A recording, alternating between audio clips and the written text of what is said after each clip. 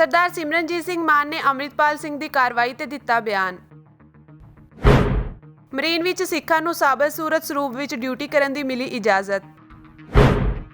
अज 5 किसान जथेबंदियां वल्लों कीती गई प्रैस कॉन्फ्रेंस।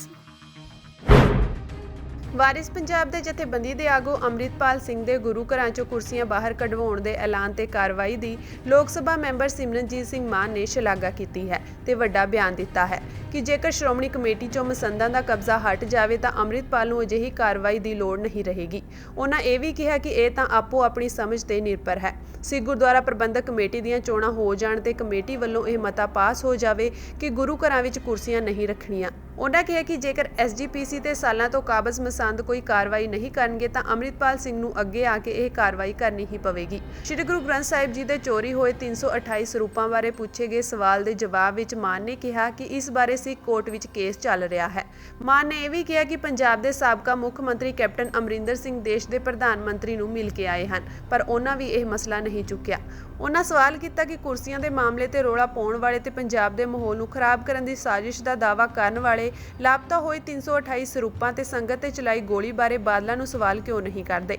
ਪਾਕਿਸਤਾਨ ਵਿੱਚ ਸਿੱਖ ਧਰਮ ਨੂੰ ਵੱਖਰੇ ਧਰਮ ਦੀ ਮਾਨਤਾ ਮਿਲਣ ਤੋਂ ਬਾਅਦ ਉਹਨਾਂ ਇਸ ਤੇ ਖੁਸ਼ੀ ਪ੍ਰਗਟਾਈ ਹੈ ਤੇ ਕਿਹਾ ਹੈ ਕਿ ਭਾਰਤ ਵਿੱਚ ਵੀ ਅਜਿਹਾ ਹੋਣਾ ਚਾਹੀਦਾ ਹੈ ਪਰ ਅਫਸੋਸ ਹੈ ਕਿ ਭਾਰਤ ਵਿੱਚ ਅਜਿਹਾ ਨਹੀਂ ਹੈ ਤੇ ਸਿੱਖਾਂ ਨੂੰ ਹਿੰਦੂ ਧਰਮ ਦਾ ਹੀ ਇੱਕ ਹਿੱਸਾ ਮੰਨਿਆ ਜਾਂਦਾ ਹੈ। ਸਿੱਖਾਂ ਨੂੰ ਭਾਰਤ ਵਿੱਚ ਅਲੱਗ ਧਰਮ ਦਾ ਦਰਜਾ ਲੈਣ ਲਈ ਇਕੱਠੇ ਹੋਣਾ ਪਵੇਗਾ। ਅਮਰਿਤਪਾਲ ਸਿੰਘ ਵੱਲੋਂ ਚਲਾਈ ਗਈ ਮੁਹਿੰਮ ਖਾਲਸਾ ਵਹੀਰ ਨੂੰ ਵੀ ਮਾਨ ਨੇ ਸਰਾਹਿਆ ਹੈ ਤੇ ਕਿਹਾ ਹੈ ਕਿ ਉਹ ਧਰਮ ਪ੍ਰਚਾਰ ਕਰ ਰਿਹਾ ਹੈ ਜੋ ਕਿ ਇੱਕ ਵਧੀਆ ਗੱਲ ਹੈ। ਇਹ ਤਾਂ ਆਪਣੀ ਸਮਝਣ ਦੀ ਗੱਲ ਹੈ। ਜੇ SGPC ਦੇ ਇਲੈਕਸ਼ਨ ਹੋ ਜਾਣ ਜਿਹੜੇ 12 ਸਾਲਾਂ ਤੋਂ ਨਹੀਂ ਕਰਾ ਰਹੇ, ਇਹ ਤਾਂ SGPC ਕਹੇ ਤਾਂ ਹੋ ਸਕਦਾ ਹੈਗਾ, ਫਿਰ ਤਾਂ ਸਰਦਾਰ ਅਮਰਿਤਪਾਲ ਸਿੰਘ ਨੂੰ ਕਹਿਣ ਦੀ ਜ਼ਰੂਰਤ ਹੀ ਨਹੀਂ ਪੈਣੀ ਸੀ। ਪਰ ਜੇ SGPC ਸਾਡੀ 12 ਸਾਲ ਤੋਂ ਪੁਰਾਣੀ ਮਹੰਤ ਬੈਠ ਗਏ ਉੱਥੇ ਮਸੰਦ, ਤੇ ਫਿਰ ਅਮਰਿਤਪਾਲ ਸਿੰਘ ਨੂੰ ਕਹਿਣਾ ਪੈਂਦਾ ਕਿ ਇਹ ਅਪਮਾਨ ਗੁਰੂ ਗ੍ਰੰਥ ਸਾਹਿਬ ਦਾ ਨਹੀਂ ਕਰਨਾ। ਇਹਦੇ 'ਚ ਮਾੜੀ ਗੱਲ ਕੀ ਹੈ ਨਾ।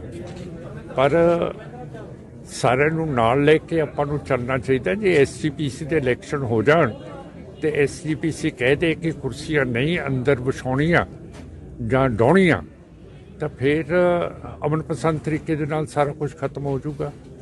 ਤੇ ਅਮਰਿਤਪਾਲ ਸਿੰਘ ਨੇ ਵੀ 328 ਸਰੂਪਾਂ ਨੂੰ ਲੈ ਕੇ ਲੰਬਾ ਸਮਾਂ ਮੋਰਚਾ ਚਲਾਇਆ। ਪਹਿਲਾਂ ਲੌਂਗੋਵਾਲ ਦੇ ਘਰ ਅੱਗੇ, ਫਿਰ ਬਾਅਦ ਚ ਬੀਬੀ ਜਗੀਰ ਕੌਰ ਦੇ ਘਰ ਅੱਗੇ, ਫਿਰ ਅਚਾਨਕ ਉਹ ਮੋਰਚਾ ਵਿੱਚ ਵਿਚਾਲੇ ਰਹਿ ਗਿਆ। ਉਹਦੇ ਪਿੱਛੇ ਕੀ ਕਾਰਨ ਆ?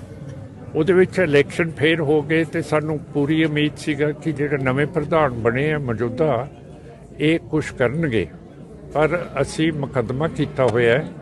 ਜਿਹੜਾ ਸਿੱਖ ਬੋਰਡ ਹੈ ਉਹਦੇ ਅੱਗੇ ਇਮਾਨ ਸਿੰਘ ਨੇ ਮੁਕੱਦਮਾ ਕੀਤਾ ਹੋਇਆ ਤੇ ਅਸੀਂ ਮੁਕੱਦਮਾ ਲੜ ਰਹੇ ਹਾਂ ਕਿ 328 ਸਰੂਪ ਗਏ ਕਿੱਥੇ। ਪਰ ਇਹ ਤਾਂ ਪ੍ਰਾਈਮ ਮਿਨਿਸਟਰ ਨੂੰ ਵੀ ਦੇਖਣਾ ਚਾਹੀਦਾ ਹੈ ਤੇ ਕੈਪਟਨ ਅਮਰਿੰਦਰ ਸਿੰਘ ਵੀ ਪਰਸੋਂ ਪ੍ਰਾਈਮ ਮਿਨਿਸਟਰ ਮਿਲ ਕੇ ਆਏ ਹੈ। ਉਹ ਸਿਰਫ ਸ਼ਿਕਾਇਤਾਂ ਕਰਕੇ ਆਏ ਕਿ ਮਾਹੌਲ ਖਰਾਬ ਹੋ ਰਿਹਾ ਪੰਜਾਬ ਦਾ, ਪਰ ਆਹ ਜਿਹੜੀ ਚੀਜ਼ਾਂ ਹੈਗੀਆਂ 328 ਸਰੂਪਾਂ ਦੀਆਂ, ਹੋਰ ਜਿਹੜੀ ਗੋਲੀ ਮਾਰੀ ਹੈ ਸਰਕਾਰ ਨੇ, ਬਾਦਲ ਨੇ, ਉਹਦੇ ਬਾਰੇ ਨਹੀਂ ਬੋਲਦੇ ਹੈਗੇ, ਸਿੱਖਾਂ ਦੇ ਖਿਲਾਫ ਜਾ ਕੇ ਬੋਲਦੇ ਆ। ਮਾਨ ਸਾਹਿਬ, ਸਿੱਖਾਂ ਨੂੰ ਪਾਕਿਸਤਾਨ ਦੇ ਵਿੱਚ ਵੀ ਇੱਕ ਮਾਣ ਮਹਿਸੂਸ ਹੋਇਆ, ਉਹਦੇ ਬਾਰੇ ਕੀ ਕਹਿਣਾ ਸਰ? ਕੀ ਮਹਿਸੂਸ ਹੋਇਆ? ਪਾਕਿਸਤਾਨ ਦੇ ਵਿੱਚ ਇੱਕ ਵੱਖਰੀ ਕੌਮ ਦਾ ਦਰਜਾ ਦਿੱਤਾ ਗਿਆ ਸਿੱਖ ਨੂੰ। ਬਹੁਤ ਅੱਛੀ ਗੱਲ ਹੈ ਜੀ, ਇਹ ਮੇਰਾ ਮਤਲਬ ਹੈ ਦਰਜਾ ਦੇਣਾ ਚਾਹੀਦਾ ਹੈ। ਪਰ ਜਿਹੜੀ ਇੰਡੀਅਨ ਕਨਸਟੀਟਿਊਸ਼ਨ ਹੈ ਉਹਦੇ ਵਿੱਚ 25 ਧਾਰਾ 'ਚ ਲਿਖਿਆ ਕਿ ਸਿੱਖ ਹਿੰਦੂ ਮਜ਼ਹਬ ਦਾ ਇੱਕ ਹਿੱਸਾ ਹੈਗੇ ਹੈ, ਜਿਹਦੇ ਬਾਰੇ ਅਸੀਂ ਬੋਲੇ ਕਈ ਵਾਰੀ ਹੈ। ਪਰ ਇਹਦੇ ਤੇ ਏਕਤਾ ਸਾਰੇ ਪੰਥ ਦੀ ਕਿਉਂ ਨਹੀਂ ਹੁੰਦੀ ਕਿ ਅਸੀਂ ਇਸ ਨੂੰ ਕਲੰਕ ਨੂੰ ਮਿਟਾ ਦਈਏ। ਤੇ ਪਾਕਿਸਤਾਨ ਨੇ ਬਹੁਤ ਅੱਛਾ ਕੀਤਾ, ਦੇਰ ਆਏ ਦਰੁਸਤ ਆਏ। ਤੇ ਜੋ ਕਰਤਾਰਪੁਰ ਸਾਹਿਬ ਦਾ ਕੋਰੀਡੋਰ ਬਣਾਇਆ ਉਹ ਵੀ ਬਹੁਤ ਵਧੀਆ ਕੀਤਾ। ਤੇ ਮੈਂ ਆਸ ਕਰਦਾ ਜਦੋਂ ਮੈਂ ਪਾਕਿਸਤਾਨ ਹੁਣ ਗਿਆ ਤੇ ਸਾਰਾ ਪਤਾ ਸੁਤਾ ਲੈ ਕੇ ਆਊਂਗਾ ਸਾਰੀ ਚੀਜ਼ ਦਾ। ਮਾਨ ਸਾਹਿਬ, ਤੁਸੀਂ ਅਮਰਿਤਪਾਲ ਸਿੰਘ ਉਹਨਾਂ ਦੀ ਜਿਹੜੀ ਮੁਹਿੰਮ ਹੈ ਉਹਦਾ ਸਮਰਥਨ ਕਰਦੇ ਹੋ ਜੋ ਖਾਲਸਾ ਵਹੀਰ ਕੱਢੀ ਜਾ ਰਹੀ ਹੈ?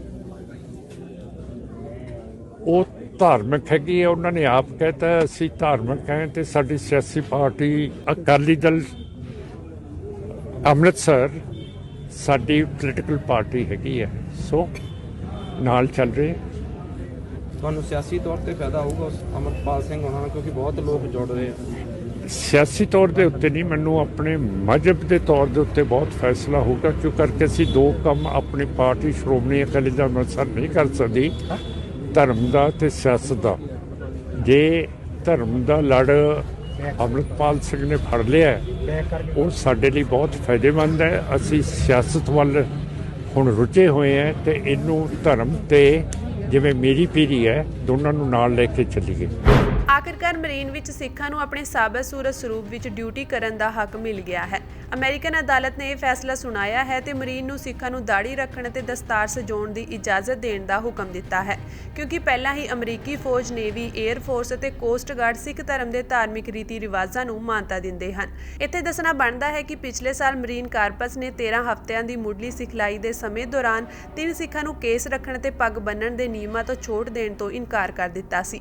ਇਸ ਤੇ ਸਿੱਖ ਫੌਜੀਆਂ ਨੇ ਅਦਾਲਤ ਤੱਕ ਪਹੁੰਚ ਕੀਤੀ ਸੀ। ਵਾਸ਼ਿੰਗਟਨ ਵਿੱਚ ਅਮਰੀਕੀ ਅਦਾਲਤ ਆਫ ਅਪੀਲਸ ਦੀ 3 ਜੱਜਾਂ ਦੀ ਬੈਂਚ ਨੇ ਮੈਰੀਨ ਅਸਹਿਮਤੀ ਪ੍ਰਗਟਾਈ ਹੈ ਤੇ ਕਿਹਾ ਹੈ ਕਿ ਅਦਾਲਤ ਵਿੱਚ ਅਜਿਹਾ ਕੋਈ ਤਰਕ ਪੇਸ਼ ਨਹੀਂ ਕੀਤਾ ਗਿਆ ਹੈ ਜਿਸ ਰਾਹੀਂ ਇਹ ਸਾਬਤ ਹੁੰਦਾ ਹੋਵੇ ਕਿ ਦਾੜੀ ਅਤੇ ਪੱਗ ਨਾਲ ਸੁਰੱਖਿਆ ਪ੍ਰਭਾਵਿਤ ਹੁੰਦੀ ਹੈ ਜਾਂ ਸਰੀਰਕ ਤੌਰ ਤੇ ਸਿਖਲਾਈ ਵਿੱਚ ਰੁਕਾਵਟ ਆਉਂਦੀ ਹੈ।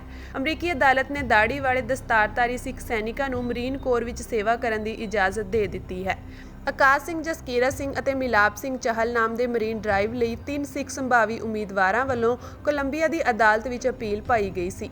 ਤਿੰਨਾਂ ਮੁਦਈਆਂ ਨੇ ਸਤੰਬਰ ਵਿੱਚ ਡੀਸੀ ਸਰਕਟ ਲਈ ਯੂਐਸ ਕੋਰਟ ਆਫ ਅਪੀਲਸ ਵਿੱਚ ਅਰਜ਼ੀ ਦਿੱਤੀ ਸੀ। ਇਹ ਅਪੀਲ ਉਹਨਾਂ ਵੱਲੋਂ ਉਸ ਸਮੇਂ ਕੀਤੀ ਗਈ ਜਦੋਂ ਇੱਕ ਹੇਠਲੀ ਅਦਾਲਤ ਦੇ ਜੱਜ ਨੇ ਉਹਨਾਂ ਦੀ ਬੇਨਤੀ ਨੂੰ ਰੱਦ ਕਰ ਦਿੱਤਾ ਸੀ। ਇਹਨਾਂ ਤਿੰਨਾਂ ਨੇ ਬੇਨਤੀ ਕੀਤੀ ਸੀ ਕਿ ਉਹਨਾਂ ਨੂੰ ਆਪਣੇ ਸਿਰ ਦੇ ਵਾਲ ਅਤੇ ਦਾੜੀਆਂ ਨੂੰ ਲੰਮੇ ਛੱਡਣ, ਵਾਲਾਂ ਨੂੰ ਪੱਗ ਨਾਲ ਢੱਕਣ ਅਤੇ ਕੜਾ ਪਹਿਨਣ ਦੀ ਇਜਾਜ਼ਤ ਦਿੱਤੀ ਜਾਵੇ।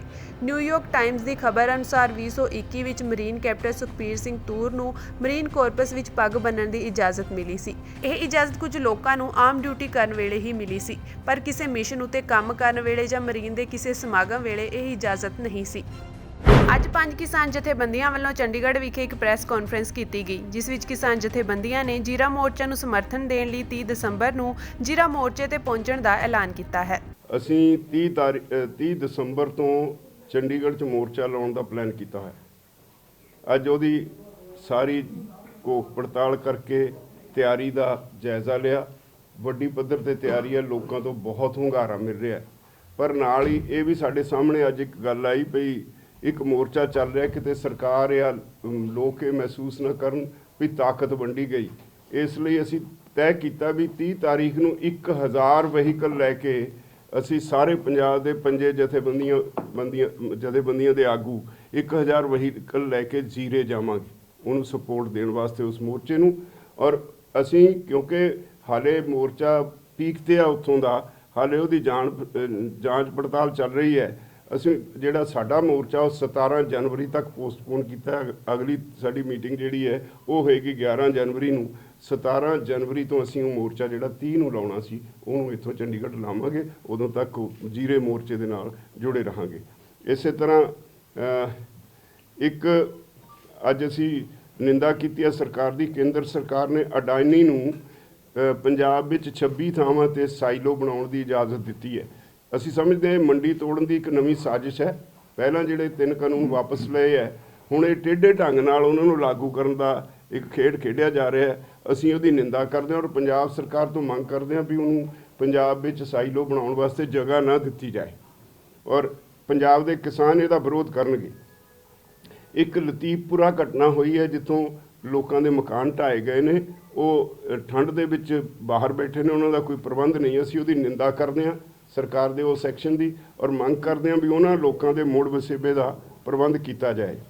ਇੱਕ ਸਾਡੀ ਮੰਗ ਹੈ ਵੀ ਸਰਕਾਰ ਦੀ ਮੈਨੀਫੈਸਟੋ ਵਿੱਚ ਚੋਣਾਂ ਤੋਂ ਪਹਿਲਾਂ ਇਹ ਵਾਅਦਾ ਸੀ ਵੀ ਜਿਹੜੀ ਜ਼ਮੀਨਾਂ ਜਸਟਿਸ ਕੁਲਦੀਪ ਸਿੰਘ ਕਮੇਟੀ ਨੇ ਜਾਂ ਚੰਦਰ ਸ਼ੇਖਰ ਕਮੇਟੀ ਨੇ ਆਈਡੈਂਟੀਫਾਈ ਕੀਤੀਆਂ ਹੋਈਆਂ ਚੰਡੀਗੜ੍ਹ, ਨਵੀਂ ਚੰਡੀਗੜ੍ਹ ਤੇ ਮੋਹਾਲੀ ਦੇ ਆਲੇ ਦੁਆਲੇ ਬਹੁਤ ਕੀਮਤੀ ਜ਼ਮੀਨਾਂ ਨੇ, ਬੜੇ ਰਸੂਖਦਾਰ ਲੋਕ ਜਿਹੜੇ ਨੇ ਉਹਨਾਂ ਤੇ ਕਾਬਜ਼ ਨੇ, ਉਹਨਾਂ ਜ਼ਮੀਨਾਂ ਨੂੰ ਛਡਾਉਣ ਦਾ ਇਹਨਾਂ ਦਾ ਮੈਨੀਫੈਸਟੋ 'ਚ ਵਾਅਦਾ ਸੀ। ਉਧਰ ਨੂੰ ਤਾਂ ਮੂੰਹ ਨਹੀਂ ਕੀਤਾ। ਆਮ ਲੋਕਾਂ ਦੀਆਂ ਜ਼ਮੀਨਾਂ, ਜੁਮਲਾ ਮਾਲਕਾਂ ਤੇ ਆਬਾਦਕਾਰਾਂ ਦੀਆਂ ਜ਼ਮੀਨਾਂ ਜਿਹੜੇ 60 70 ਸਾਲ ਤੋਂ ਜ਼ਮੀਨਾਂ ਵਾਹੁੰਦੇ ਨੇ, ਉਹਨਾਂ ਨੂੰ ਡਿਸਲੋਕੇਟ ਕੀਤਾ ਜਾ ਰਿਹਾ, ਉਹਨਾਂ ਤੋਂ ਜ਼ਮੀਨਾਂ ਖੋਹੀਆਂ ਜਾ ਰਹੀਆਂ। ਅਸੀਂ ਮੰਗ ਕਰਦੇ ਹਾਂ ਵੀ ਇਹ ਸਰਕਾਰ ਇਹ ਕੰਮ ਬੰਦ ਕਰੇ, ਆਪਣਾ ਜਿਹੜਾ ਵਾਅਦਾ ਕੀਤਾ ਉਹ ਨਿਭਾਏ। ਪਹਿਲਾਂ ਜਿਹੜੇ ਚੰਡੀਗੜ੍ਹ, ਨਵੇਂ ਚੰਡੀਗੜ੍ਹ ਤੇ ਮੋਹਾਲੀ ਦੇ ਵਿੱਚ ਜਿਹੜੀਆਂ ਕੀਮਤੀ ਜ਼ਮੀਨਾਂ ਲੋਕਾਂ ਨੇ ਦੱਬੀਆਂ ਹੋਈਆਂ, ਉਹਨਾਂ ਨੂੰ ਛਡਾਉਣ ਦਾ ਕੰਮ ਕਰੇ।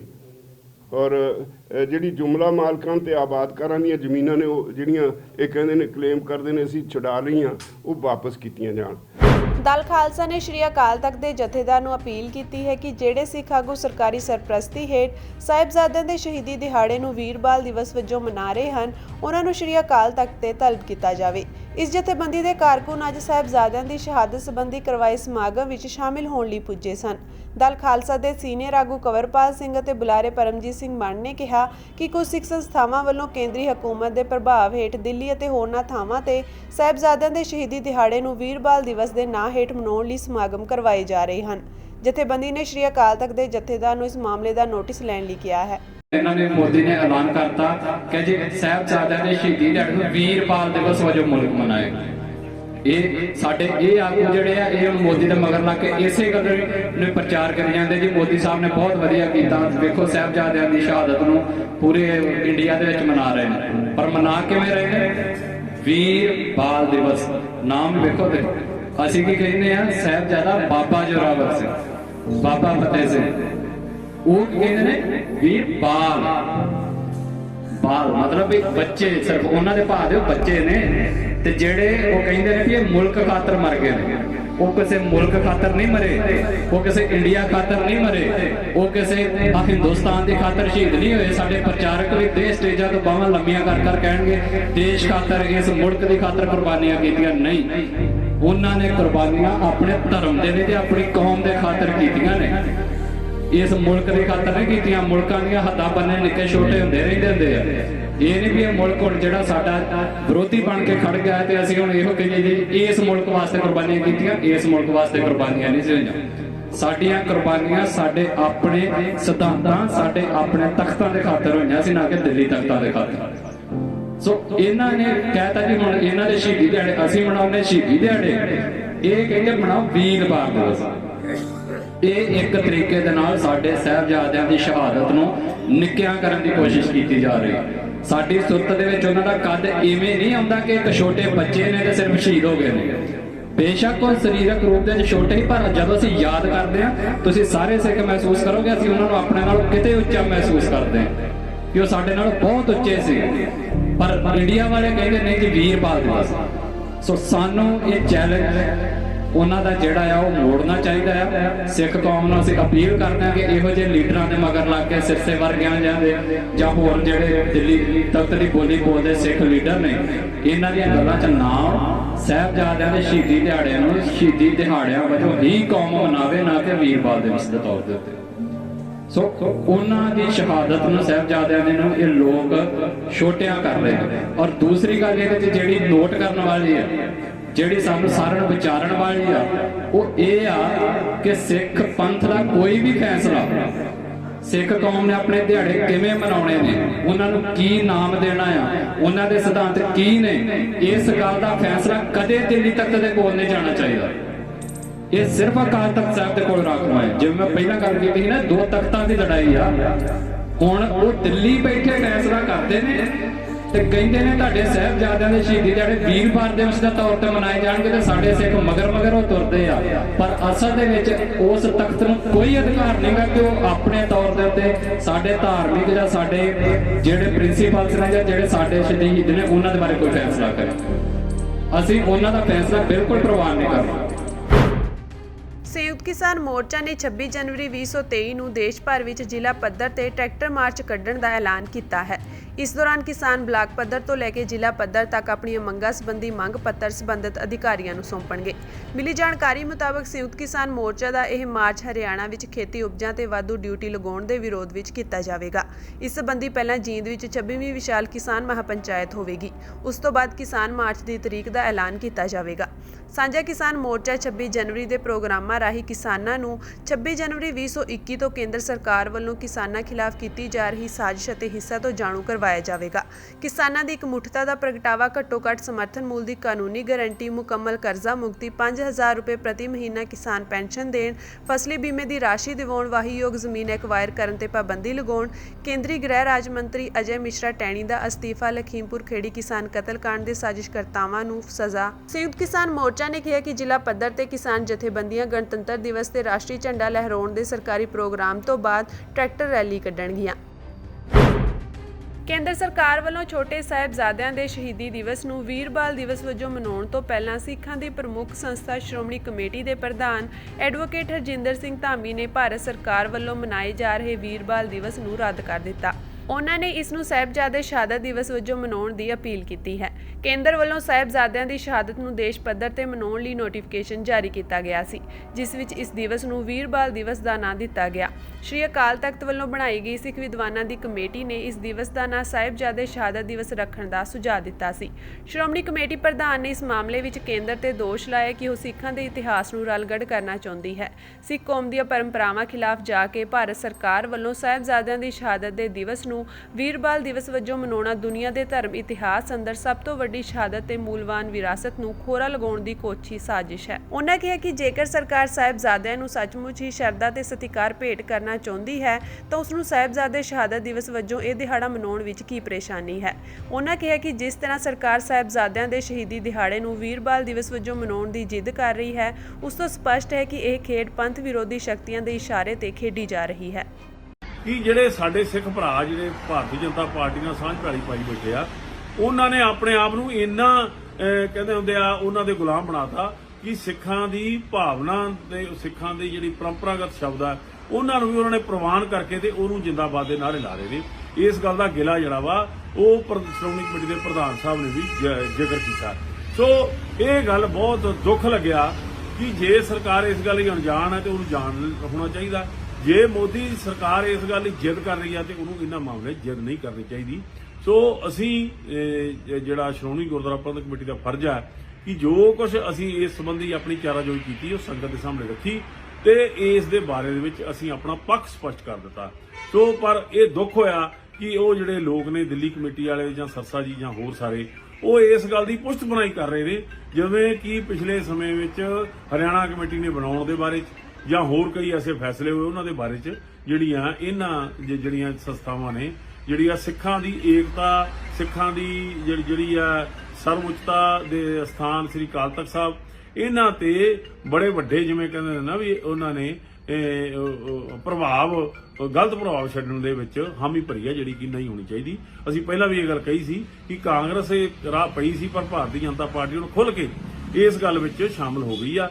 ਸੋ ਇਸ ਗੱਲ ਦਾ ਇਤਰਾਜ਼ ਸ਼੍ਰੋਮਣੀ ਗੁਰਦੁਆਰਾ ਪ੍ਰਬੰਧਕ ਕਮੇਟੀ ਨੇ ਸੰਗਤ ਦੇ ਸਾਹਮਣੇ ਰੱਖ ਦਿੱਤਾ ਤੇ ਸੰਗਤ ਇਹਨਾਂ ਸਾਰੇ ਮਾਮਲਿਆਂ ਨੂੰ ਚੰਗੀ ਤਰ੍ਹਾਂ ਜਾਣ ਗਈ ਆ ਕਿ ਇਸ ਸ਼ਹਾਦਤ ਨੂੰ ਵੀ ਲੋਕ ਜਿਹੜੇ ਆ ਜਾਂ ਪਾਰਟੀਆਂ ਜਾਂ ਕੋਈ ਸੰਸਥਾਵਾਂ ਆਪਣੇ ਨਿੱਜੀ ਹਿੱਤ ਤੇ ਸਿਆਸਤ ਲਈ ਵਰਤ ਰਹੀਆਂ ਨੇ, ਜਿਹੜੀ ਬਹੁਤ ਮਾੜੀ ਗੱਲ ਆ। ਇਹ ਗੱਲ ਕਹਿ ਦਈਏ ਕਿ ਸਾਹਿਬਜ਼ਾਦਿਆਂ ਦੀ ਸ਼ਹਾਦਤ ਤੇ ਮਹਾਨ ਸ਼ਹੀਦਾਂ ਦੀ ਸ਼ਹਾਦਤ ਜਿਹੜੀ ਆ ਉਹ ਭਾਵੇਂ ਕਿ ਇਹਨਾਂ ਦੀ ਇਸ ਗੱਲ ਦੀ ਮੁਤਾਜ ਨਹੀਂ ਹੈਗੀ ਕਿ ਜਿਵੇਂ ਭਾਰਤੀ ਜਨਤਾ ਪਾਰਟੀ ਵਾਲੇ ਕੁਝ ਲੋਕ ਇਹ ਕਹਿ ਰਹੇ ਨੇ ਕਿ 100 ਸਾਲ ਬਾਅਦ ਇਹ ਗੱਲ ਜਾਣੀ ਨਹੀਂ ਜਾਣੀ ਸੀ।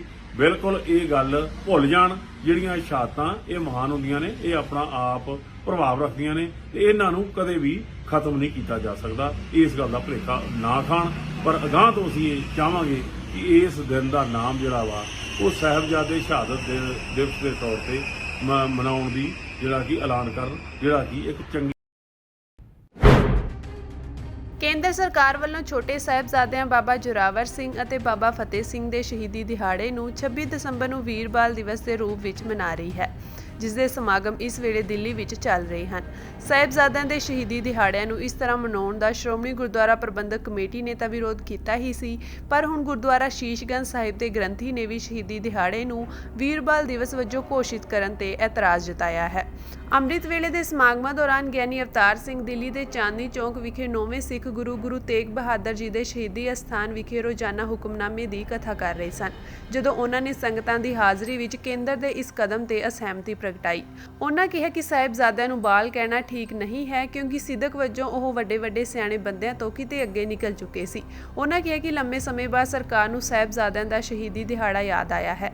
ਹਾਲਾਂਕਿ ਇਸ ਇਤਿਹਾਸਿਕ ਦਿਹਾੜੇ ਨੂੰ ਵੀਰਬਾਲ ਦਿਵਸ ਦਾ ਨਾਂ ਦੇਣਾ ਗਲਤ ਹੈ। ਸਾਹਿਬਜ਼ਾਦੇ 7 ਸਾਲ ਅਤੇ 9 ਸਾਲ ਦੀ ਉਮਰ ਦੇ ਯੋਧੇ ਸਨ, ਇਸ ਲਈ ਉਹਨਾਂ ਨੂੰ ਬਾਲਵੀਰ ਕਹਿਣਾ ਸਹੀ ਨਹੀਂ ਹੈ। ਬਹੁਤ ਸਮੇਂ ਬਾਅਦ ਭਾਰਤ ਸਰਕਾਰ ਨੂੰ ਯਾਦ ਆਈ ਹੈ, ਹਾਲਾਂਕਿ ਨਾਮ ਉਹਨਾਂ ਨੇ ਠੀਕ ਨਹੀਂ ਰੱਖਿਆ ਕਿਉਂਕਿ ਇਹ ਬਾਲ ਨਹੀਂ ਸਨ। ਇਹ ਮਰਜੀਵੜੇ, ਉਮਰ ਭਾਵੇਂ ਘੱਟ ਸੀ। ਸਾਹਿਬ 8ਵੇਂ ਪਾਤਸ਼ਾਹ ਗੁਰੂ ਹਰਕ੍ਰਿਸ਼ਨ ਸਾਹਿਬ ਜੀ 5 ਸਾਲ ਦੀ ਉਮਰ ਵਿੱਚ ਗੁਰਤਾ ਗੱਦੀ ਤੇ ਬਿਰਾਜਮਾਨ ਹੋਏ ਨੇ। ਇਹ 7 ਸਾਲ ਦੇ ਤੇ 9 ਸਾਲ ਦੇ ਯੋਧੇ ਸਨ, ਜਿਨ੍ਹਾਂ ਦਾ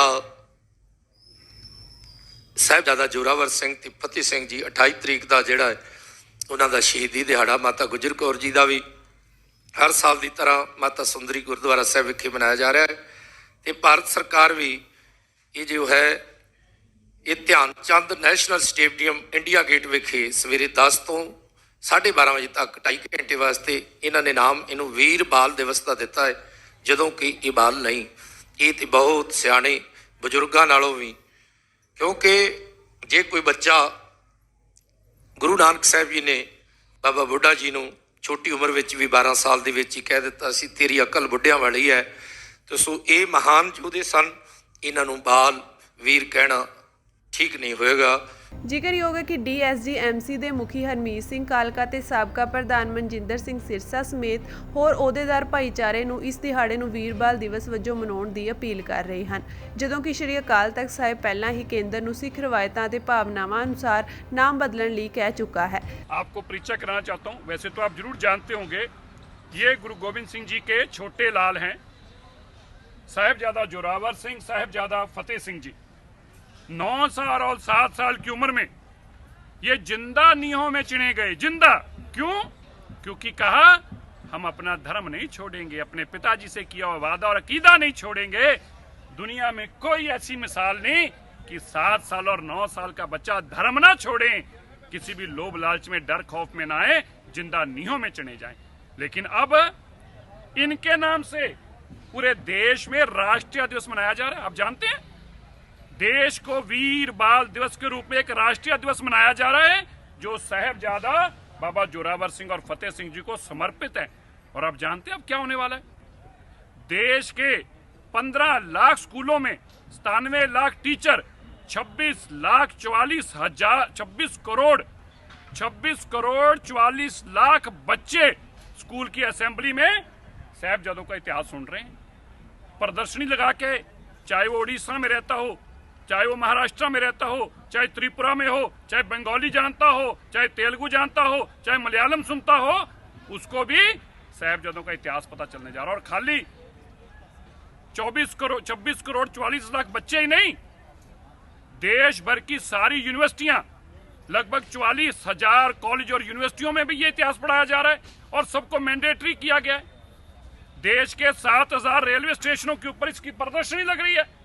देश के 137 एयरपोर्टों के ऊपर इसकी प्रदर्शनी लग रही है और देश के 67,000 पेट्रोल पंपों के ऊपर, CNG स्टेशन के ऊपर भी इनकी प्रदर्शनी लग रही है, डिजिटल और फिजिकल रूप में। और आप सुनकर हैरान हो जाएंगे, देश में ही नहीं, दुनिया के 122 एम्बेसियों में, भारत की जो दुनिया भर में एम्बेसी हैं, और 110 काउंसलेट में इनकी प्रदर्शनी लगा के दुनिया भर के लोगों को बताने का काम कर रहा है। कौन कर रहा है?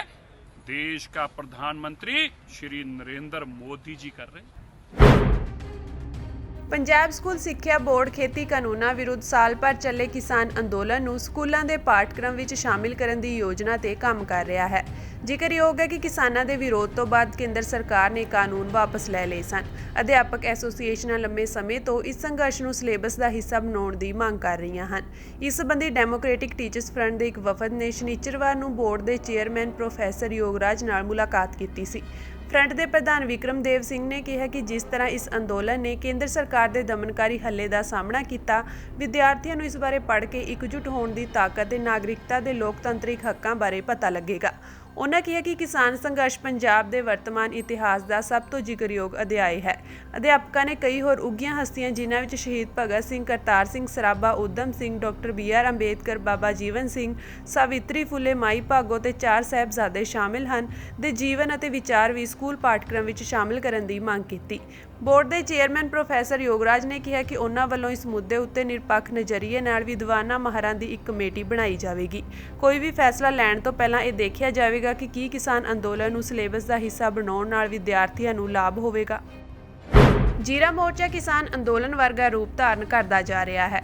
ਹੱਡ ਚੀਰਵੀਂ ਠੰਡ 'ਚ ਲੋਕ ਇਸ ਮੋਰਚੇ ਤੇ ਬੈਠੇ ਹਨ ਅਤੇ ਹੋਰ ਲੋਕਾਂ ਨੂੰ ਉਹਨਾਂ ਵੱਲੋਂ ਸਮਰਥਨ ਦੀ ਅਪੀਲ ਕੀਤੀ ਜਾ ਰਹੀ ਹੈ। ਭਾਰਤੀ ਕਿਸਾਨ ਯੂਨੀਅਨ ਦੇ ਪ੍ਰਧਾਨ ਜਗਜੀਤ ਸਿੰਘ ਡੱਲੇਵਾਲ ਨੇ BKU ਯੂਨੀਅਨ ਦੇ ਸਾਰੇ ਵਰਕਰਾਂ ਨੂੰ ਜੀਰਾ ਮੋਰਚੇ ਤੇ ਪਹੁੰਚਣ ਦੀ ਅਪੀਲ ਕੀਤੀ ਹੈ। ਉਹਨਾਂ ਮੁੱਖ ਮੰਤਰੀ ਭਗਵੰਤ ਮਾਨ ਦੀ ਪੁਰਾਣੀ ਵੀਡੀਓ ਦਿਖਾਉਂਦੇ ਹੋਏ ਕਿਹਾ ਕਿ ਵੋਟਾਂ ਤੋਂ ਪਹਿਲਾਂ ਲੱਗਦਾ ਸੀ ਕਿ ਭਗਵੰਤ ਮਾਨ ਸਰਕਾਰ ਆਉਣ ਤੇ ਇਹ ਜ਼ਹਿਰੀ ਪਾਣੀ ਬੰਦ ਕਰਵਾ ਦੇਣਗੇ, ਪਰ ਹੁਣ ਸੱਤਾ ਮਿਲਣ ਕਰਕੇ ਭਗਵੰਤ ਮਾਨ ਦਾ ਈਮਾਨ ਡੋਲ ਗਿਆ ਹੈ ਤੇ ਇਸ ਮਸਲੇ ਤੇ ਫੈਕਟਰੀ ਦੇ ਮਾਲਕਾਂ ਦੇ ਹੱਕ ਵਿੱਚ ਬੋਲ ਰਹੇ ਹਨ। ਇਸ ਲਈ ਇਸ ਸੰਘਰਸ਼ ਵਿੱਚ ਸਭ ਨੂੰ ਸ਼ਾਮਿਲ ਹੋਣਾ ਚਾਹੀਦਾ ਹੈ ਅਤੇ ਇਸ ਦਾ ਵਿਰੋਧ ਕਰਨਾ ਚਾਹੀਦਾ ਹੈ। ਕਿ ਜਦੋਂ ਵਿਅਕਤੀ ਸ਼ਕਤੀ ਤੋਂ ਤਾਕਤ ਤੋਂ ਬਾਹਰ ਹੁੰਦਾ ਹੈ, ਜਦੋਂ ਸੱਤਾ ਤੋਂ ਬਾਹਰ ਹੁੰਦਾ ਹੈ, ਉਦੋਂ ਵਿਅਕਤੀ ਦਾ ਕਹਿਣਾ ਕੁਝ ਹੋਰ ਹੁੰਦਾ ਹੈ ਤੇ ਜਦੋਂ ਸੱਤਾ ਤੇ ਆ ਜਾਂਦਾ ਹੈ ਉਦੋਂ ਉਸੇ ਵਿਅਕਤੀ ਦੀ ਬੋਲੀ ਬਦਲ ਜਾਂਦੀ ਹੈ, ਉਸ ਵਿਅਕਤੀ ਦੇ ਵਿਚਾਰ ਬਦਲ ਜਾਂਦੇ ਹੈ ਕਿ ਮੈਂ ਕੀ ਕਹਿਣਾ ਹੈ। ਆਹ ਸੁਣਿਓ ਭਗਵੰਤ ਮਾਨ ਜੀ ਸੱਤਾ ਤੋਂ ਪਹਿਲਾਂ ਕੀ ਕਹਿ ਰਹੇ ਨੇ। ਪਾਣੀ ਡੰਪ ਕਰ ਗਿਆ, ਜਦੋਂ ਪਾਣੀ ਜਿਹੜਾ ਉੱਤੋਂ ਲੈਂਦੇ ਸੀਗੇ ਉਦੋਂ ਠੀਕ ਸੀ, ਜਦੋਂ 300 ਫੁੱਟ ਵਾਲੀ ਲੇਅਰ 'ਚ ਚਲਾ ਗਿਆ ਬੋਰ, ਉਹ ਉੱਥੋਂ ਲਾਲ ਰੰਗ ਦਾ ਪਾਣੀ ਆਉਣ ਲੱਗ ਗਿਆ। ਤੇ ਬੱਬਨਪੁਰ ਵਾਲਾ ਤਾਂ ਚੱਲਦਾ ਹੈ ਨਾ, ਉਹ KRBL, ਉਹ KRBL ਦਾ ਪਾਣੀ ਵੀ ਚੈੱਕ ਹੋ ਚੁੱਕਿਆ ਕਿ KRBL ਜਿਹੜੀ ਮਿਲ ਹੈ, ਜੋ ਕੈਮੀਕਲ ਉਹਦੇ ਚੋਂ ਨਿਕਲਦਾ ਉਹੀ ਕੈਮੀਕਲ ਉਹਦੇ ਮਗਰਲੇ ਪਾਸੇ ਜਿਹੜੇ ਬੋਰ ਨੇ ਉਹਨਾਂ ਕੋਲ ਨਿਕਲਦਾ। ਮੈਂ 2 ਵਾਰੀ NGT ਕੋਲ ਗਿਆ ਇਸ ਮਾਮਲੇ 'ਚ, ਹਾਂਜੀ ਕਰਾਂਗੇ। ਮੈਂ ਪਾਰਲੀਮੈਂਟ 'ਚ ਪ੍ਰਕਾਸ਼ ਜਵੇੜਕਰ ਜੀ ਕੋਲ ਜਿਹੜਾ ਮੁੱਦਾ ਉਠਾਇਆ ਤੇ ਆ ਜਿਹੜੀ ਆ ਵੀ ਹੈ ਨਾ, ਜਿਹੜੀ ਮਠਾਰੂ ਮਿਲ ਹੈ ਜਿਹੜੀ, ਹਾਂ 2 ਕਰੋੜ ਰੁਪਏ ਜੁਰਮਾਨਾ ਹੋਇਆ ਇਹਨੂੰ NGT ਵੱਲੋਂ, ਜੁਰਮਾਨਾ ਹੀ ਨਹੀਂ ਵਸੂਲ ਕੀਤਾ। ਸੋ ਪਤਾ ਕੀ ਹੈ ਅਸਲ 'ਚ ਜਿੰਨਾ ਚਿਰ ਅਫਸਰ ਜਿਹੜੇ ਨੇ ਨਾ, ਚਾਹੇ ਪੋਲੂਸ਼ਨ ਬੋਰਡ ਦੇ ਨੇ ਚਾਹੇ ਜੋ ਵੀ ਜ਼ਿੰਮੇਵਾਰ ਨੇ, ਜਿੰਨਾ ਚਿਰ ਇਹਨਾਂ ਦੇ ਘਰਾਂ 'ਚ ਇਹੋ ਜਿਹਾ ਪਾਣੀ ਨਹੀਂ ਆਉਂਦਾ ਨਾ, ਉਹਨਾਂ ਚਿਰ ਨਹੀਂ ਗੱਲ ਬਣਨੀ। ਇਹ ਆਪ ਤਾਂ ਇਹ ਫਿਲਟਰਡ ਪੀਂਦੇ ਨੇ, ਆਪ ਤਾਂ ਇਹਨਾਂ ਨੂੰ ਕੋਈ ਪ੍ਰੋਬਲਮ ਹੀ ਨਹੀਂ। ਹੁਣ ਨਿਕਲੇ ਨੇ ਇਹ AC ਕਮਰਿਆਂ 'ਚੋਂ ਦੱਸ ਕੇ ਜਾਂਦੇ ਆ ਕਿ ਪਰਸੋਂ ਨੂੰ ਜੇ ਅਸੀਂ ਫਲਾਨੀ ਫੈਕਟਰੀ 'ਤੇ ਛਾਪਾ ਮਾਰਾਂਗੇ। ਤੁਹਾਨੂੰ ਕੋਈ ਇਹ ਬੰਦਾ ਕਹਿ ਦੇ ਕਿ ਪਰਸੋਂ ਤੁਹਾਡੇ ਘਰੇ ਪੁਲਿਸ ਛਾਪਾ ਮਾਰੂ, ਉਹਨੂੰ ਸ਼ੱਕ ਹੈ ਤੁਹਾਡੇ ਘਰੇ ਕੋਈ ਨਜਾਇਜ਼ ਚੀਜ਼ ਹੈ, ਤੁਸੀਂ ਪਰਸੋਂ ਤੱਕ ਰਹਿਣ ਦਿਓਗੇ ਉਹਨੂੰ? ਫਿਰ ਉਹ ਚੱਕ ਕੇ ਫਿਲਟਰ ਤੇ ਲਾ ਦਿੰਦੇ ਨੇ ਜੀ, ਦਿਖਾਉਂਦੇ ਹੀ ਨਹੀਂ। ਉਹ ਖੂਹ ਤਾਂ ਉਹ ਗੁਪਤ ਖੂਹ ਨੇ ਉਹ ਜਿਹੜੇ ਪੱਟੇ ਹੋਏ ਨੇ। ਤੁਸੀਂ ਸੁਣਿਆ ਕਿ ਭਗਵੰਤ ਮਾਨ ਜੀ ਇਹ ਚੋਣਾਂ ਤੋਂ ਪਹਿਲਾਂ ਕਿੰਨੀਆਂ ਸਿਆਣੀਆਂ ਗੱਲਾਂ ਤੇ ਐਂ ਲੱਗਦਾ ਸੀਗਾ ਕਿ ਇਹ ਜਿਹੜਾ ਲੋਕਾਂ ਨੂੰ ਜ਼ਹਿਰ ਦਿੱਤਾ ਜਾ ਰਿਹਾ ਹੈ, ਜ਼ਹਿਰ ਪਿਆਇਆ ਜਾ ਰਿਹਾ ਹੈ, ਜ਼ਹਿਰ ਖਾਣ ਲਈ ਮਜਬੂਰ ਕੀਤਾ ਜਾ ਰਿਹਾ ਹੈ, ਸ਼ਾਇਦ ਇਹਨਾਂ ਲੋਕਾਂ ਦੀ ਇਹ ਗੱਲ ਸੁਣਨਗੇ। ਤੇ ਇਹ ਤੁਸੀਂ ਦੇਖਿਆ ਪਿੱਛੇ ਜਦੋਂ ਅੰਦੋਲਨ ਸ਼ੁਰੂ ਹੋਇਆ, ਭਗਵੰਤ ਮਾਨ ਜੀ ਨੂੰ ਇਸ ਮਿੱਲ ਦੇ ਅੰਦੋਲਨ ਚੱਲਦਿਆਂ ਕੋਈ ਖਬਰ ਨਹੀਂ ਲੱਗੀ, ਕੋਈ ਸੂਚਨਾ ਨਹੀਂ ਮਿਲੀ ਕਿ ਜੀਰਾ ਸ਼ਰਾਬ ਫੈਕਟਰੀ ਦੇ ਮੂਹਰੇ ਸਾਡੇ ਲੋਕ ਅੰਦੋਲਨ ਕਰ ਰਹੇ ਹੈ। ਅੱਜ ਤੱਕ ਕੰਨਾਂ ਤੋਂ ਬੋਲੇ ਹੋਏ ਨੇ, ਜ਼ਬਾਨ ਤੋਂ ਗੂੰਗੇ ਨੇ, ਅੱਖਾਂ ਬੰਦ ਨੇ, ਸੁਣ ਨਹੀਂ ਰਿਹਾ, ਕਿਸੇ ਨੂੰ ਪਤਾ ਨਹੀਂ ਲੱਗ ਰਿਹਾ ਕਿ ਸਾਡੇ ਲੋਕ ਅੱਜ ਉਹਨਾਂ ਫੈਕਟਰੀਆਂ ਦੇ ਮੂਹਰੇ ਬੈਠੇ ਨੇ ਜਿਹੜੀਆਂ ਫੈਕਟਰੀਆਂ ਦੀ ਮੈਂ ਗੱਲ ਕਰਦਾ ਹੁੰਦਾ ਸੀ। ਤਾਂ ਅੱਜ ਗੱਲ ਤਾਂ ਲੋਕਾਂ ਦੀ ਬਾਹ ਫੜਨ ਦੀ ਬਣਦੀ ਸੀ ਨਾ, ਲੇਕਿਨ ਲੋਕਾਂ ਦੀ ਬਾਹ ਫੜਨ ਦੀ ਬਜਾਏ ਹੋਇਆ ਕੀ ਹੈ ਇੱਥੇ? ਗੱਲ ਵਿਚਾਰਨ ਵਾਲੀ ਹੈ ਦੋਸਤੋ ਕਿ ਮਾਨਯੋਗ ਹਾਈ ਕੋਰਟ ਨੇ ਤਾਂ ਉਹੋ ਜਿਹੇ ਫੈਸਲੇ ਦੇਣੇ ਆ ਨਾ, ਜਿਹੋ ਜਿਹੇ ਡਾਕੂਮੈਂਟ ਹਾਈ ਕੋਰਟ ਦੇ ਸਾਹਮਣੇ ਪੇਸ਼ ਹੋਣਗੇ। ਅਗਰ ਸਾਡੀ ਸਰਕਾਰ ਇਮਾਨਦਾਰੀ ਨਾਲ ਹਾਈ ਕੋਰਟ ਦੇ ਸਾਹਮਣੇ ਇਹ ਗੱਲ ਰੱਖ ਜਾਂਦੀ ਕਿ ਇਸ ਆਦਮੀ ਨੇ ਉਸ ਵੇਲੇ ਜਦੋਂ ਮਿੱਲ ਲਾਈ ਹੈ, ਉਸ ਵੇਲੇ ਦੀ ਜਿਹੜੀ ਪਬਲਿਕ ਹੀਅਰਿੰਗ ਹੈ, ਉਹ ਪਬਲਿਕ ਹੀਅਰਿੰਗ ਇਸ ਇਲਾਕੇ 'ਚੋਂ ਹੋਣੀ ਬਣਦੀ ਸੀ, ਉਹ ਸਾਰੀ ਦੀ ਸਾਰੀ ਪਬਲਿਕ ਹੀਅਰਿੰਗ ਜਾ ਕੇ ਫਰੀਦਕੋਟ ਦੇ ਏਰੀਏ 'ਚੋਂ ਕੀਤੀ ਹੈ। ਔਰ ਇਹ ਲੋਕਾਂ ਨਾਲ ਧੋਖਾ ਕੀਤਾ, NGT ਨਾਲ ਧੋਖਾ ਕੀਤਾ ਤੇ ਪੰਜਾਬ ਗਵਰਨਮੈਂਟ ਨਾਲ ਧੋਖਾ ਕੀਤਾ ਹੈ। ਔਰ ਫਿਰ ਜਾ ਕੇ ਉਹਦਾ ਇਹਨਾਂ ਨੇ ਲਾਇਸੈਂਸ ਲਿਆ। ਅਗਰ ਉਸ ਗੱਲ ਦੇ ਉੱਤੇ ਗੱਲ ਆ ਜਾਂਦੀ ਤਾਂ ਮੇਰਾ ਖਿਆਲ ਹੈ ਮਾਨਯੋਗ ਹਾਈ ਕੋਰਟ ਲੋਕਾਂ ਦੇ, ਕਿਸਾਨਾਂ ਦੇ ਔਰ ਅੰਦੋਲਨਕਾਰੀਆਂ ਦੇ ਖਿਲਾਫ ਫੈਸਲਾ ਦੇਣ ਦੀ ਬਜਾਏ, ਸਰਕਾਰ ਦੇ ਖਿਲਾਫ ਫੈਸਲਾ ਦੇਣ ਦੀ ਬਜਾਏ ਹੋ ਸਕਦਾ ਸੀ ਫੈਸਲਾ ਇਹ ਦੇ ਦਿੰਦੀ ਕਿ ਇਸ ਵਿਅਕਤੀ ਨੇ ਧੋਖਾ ਦਿੱਤਾ ਤੇ ਧੋਖਾਧੜੀ ਦਾ ਮੁਕੱਦਮਾ ਇਸ ਆਦਮੀ ਦੇ ਖਿਲਾਫ ਦਰਜ ਕਰੋ। ਔਰ ਇਹ ਮੈਂ ਸਰਕਾਰ ਨੂੰ ਹੁਣ ਵੀ ਅਸੀਂ ਕਹਿਣਾ ਚਾਹਾਂਗੇ ਕਿ ਤੁਸੀਂ ਇਸ ਪੱਖ ਨੂੰ ਜਾਣ ਬੁੱਝ ਕੇ ਹਾਈ ਕੋਰਟ ਦੀਆਂ ਅੱਖਾਂ ਤੋਂ ਪਾਸੇ ਰੱਖੀ ਬੈਠੇ ਹੋ ਤਾਂ ਕਿ ਕਿਸੇ ਵੀ ਤਰੀਕੇ ਦੇ ਨਾਲ ਅੰਦੋਲਨਕਾਰੀਆਂ ਨੂੰ ਖਦੇੜਿਆ ਜਾ ਸਕੇ। ਔਰ ਉੱਥੋਂ ਜਿਹੜੀ ਤੁਸੀਂ ਵੱਡੀਆਂ ਮੈਂ ਕਹੂੰਗਾ ਫੰਡਾਂ ਆਉਣੀਆਂ ਇਹੋ ਜਿਹੇ ਧਨਾੜ ਲੋਕਾਂ ਦੇ ਕੋਲੋਂ, ਜੇ ਕਹਿ ਲਈਏ ਕਿ ਚੋਣਾਂ ਜਿਤਾਉਣ ਦੀਆਂ ਜਿਹੜੀਆਂ ਸ਼ਕਤੀਆਂ ਰੱਖਣ ਵਾਲੇ ਲੋਕ ਨੇ ਉਹਨਾਂ ਦੇ ਪੱਖ 'ਚ ਤੁਸੀਂ ਖੜਨ ਦੀਆਂ ਇਹ ਬਿਲਕੁਲ ਆਪਦਾ ਸਾਬਤ ਕਰ ਰਹੇ ਹੋ ਕਿ ਤੁਸੀਂ ਉਹਨਾਂ ਦੇ ਪੱਖ 'ਚ ਖੜੇ ਹੋ। ਸੋ ਇਸ ਕਰਕੇ ਮਾਨਯੋਗ ਮੁੱਖ ਮੰਤਰੀ ਜੀ ਭਗਵੰਤ ਮਾਨ ਜੀ ਔਰ ਸਾਡੇ ਡਿਪਟੀ ਕਮਿਸ਼ਨਰ ਸਾਹਿਬ ਜਿਹੜੇ ਫਿਰੋਜ਼ਪੁਰ ਨੂੰ ਡੀਲ ਕਰਦੇ ਨੇ, ਤੁਸੀਂ ਬੜਾ ਉਸ ਦਿਨ ਧਮਕੀਆਂ ਦੇ ਕੇ ਗਏ ਹੋ। ਇਹ ਪਬਲਿਕ ਦਾ ਪੈਸਾ ਹੈ ਜੀ, ਪਬਲਿਕ ਡਿਵੈਲਪਮੈਂਟ ਤੇ ਲੱਗਣਾ ਸੀਗਾ ਜੀ, ਇਹ ਫੈਕਟਰੀ ਵਾਲੇ ਨੂੰ 20 ਕਰੋੜ ਰੁਪਈਆ ਦਿੱਤਾ ਗਿਆ, ਇਹ ਲੋਕਾਂ ਦੀ ਗਲਤੀ ਕਰਕੇ ਨਹੀਂ ਦਿੱਤਾ ਗਿਆ। ਯਾਦ ਰੱਖਿਓ, ਇਟ ਮੀਨਸ ਕਿ ਭਗਵੰਤ ਮਾਨ ਦੀ ਸਰਕਾਰ ਬਣਨ ਤੋਂ ਪਹਿਲਾਂ ਵੀ ਅਗਰ ਭਗਵੰਤ ਮਾਨ ਕਿਤੇ ਬੋਲ ਰਿਹਾ ਇਸ ਇਸ਼ੂ ਤੇ ਤਾਂ ਇਸ਼ੂ ਉਸ ਵੇਲੇ ਵੀ ਉੱਠਿਆ ਹੋਇਆ ਸੀ, ਇਹ ਨਵਾਂ ਨਹੀਂ ਉੱਠਿਆ, ਇਹ ਇਸ਼ੂ ਉਸ ਵੇਲੇ ਵੀ ਉੱਠਿਆ ਹੋਇਆ ਸੀ। ਉਸ ਵੇਲੇ ਭਗਵੰਤ ਮਾਨ ਨੂੰ ਦਿਸਿਆ ਕਿ ਇਸ ਇਸ਼ੂ ਤੇ ਵੋਟਾਂ ਲਈਆਂ ਜਾ ਸਕਦੀਆਂ, ਇਹਦੇ ਤੇ ਖੁੱਲ੍ਹ ਕੇ ਬੋਲੇ, ਰੱਜ ਕੇ ਬੋਲੇ। ਔਰ ਅੱਜ ਜੇ ਆਪਦਾ ਗੱਲ ਆਈ ਸਮਾਂ ਆਇਆ ਤਾਂ ਉਹ ਪੱਖ ਜਿਹੜਾ ਲੋਕਾਂ ਦਾ ਰੱਖਣ ਦੀ ਲੋੜ ਸੀ ਉਹ ਨਹੀਂ ਰੱਖਿਆ ਗਿਆ।